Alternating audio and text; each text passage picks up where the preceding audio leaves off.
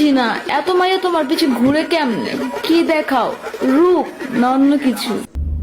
অন্য কিছু কি দেখাইব বইন? টিকটকার তো অন্য কিছু থাকে না। তোমার অনি হইল বেড়াক্তার বেডি। गजब बेइज्जती है।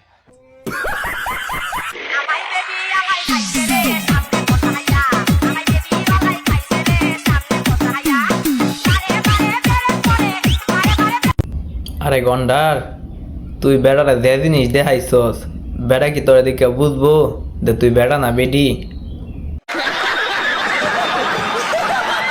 একদিন যারে আমি শিখাইছি সে আমারে শিখায়। শিষ্য মনো ভুলা গেছে গুরুর স্থানটা কোথায়।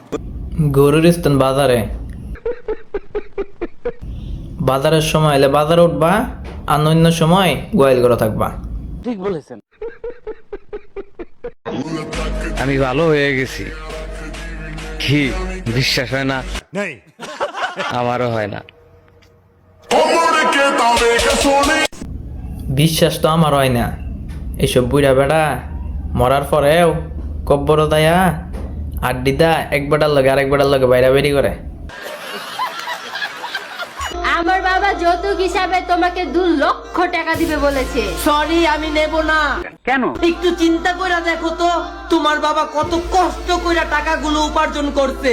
আরে একদিন আমিও তো বাবা হব, ঠিক না? না, তুমি বাবা হইতা না, কারণ তুমি টিকটকার, আর টিকটকারের নুনু নয়। আমি তোমার কোন বান্ধবীরা মাই? আমার কোন ব্যবসা মেনশন করো?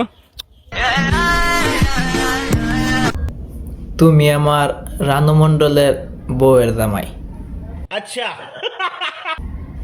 তুমি আমার কিরিমাফার বউয়ের জামাই। সালামু আলাইকুম গাই। की बोलছিস তুই? শুনছেন মুরক্কটার কথা? আসসালামু আলাইকুম গাই বলে। ডাক্তার বলেছেন যদি আমি 2 দিনের ভিতরে প্রেম না করি, যদি আমি সিগন্যাল তাইকা যাইগা, তাহলে আমি নাকি মারা যাব।